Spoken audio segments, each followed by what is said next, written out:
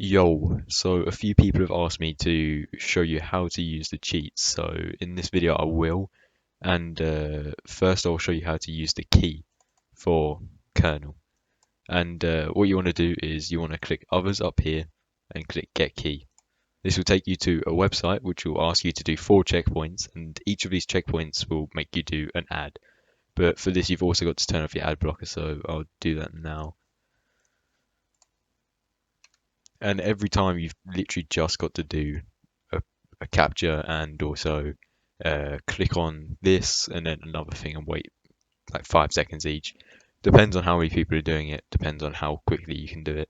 Sometimes it will take 15 seconds per time you've got to do this, but it all depends.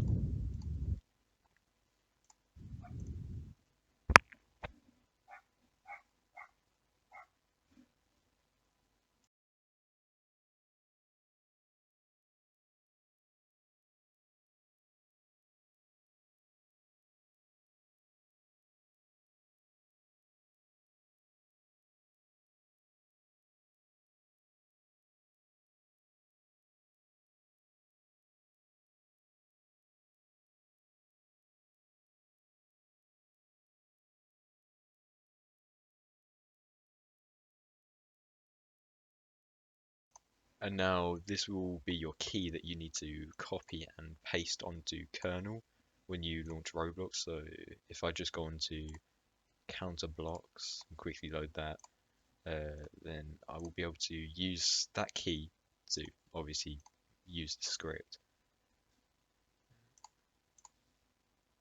And so now when I inject it, it will ask for a key. Oh, okay, 1 second.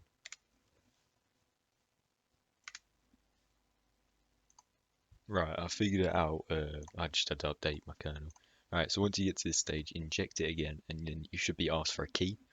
That key that you got on Google or Opera, whatever you use, that you need to copy and put into this here.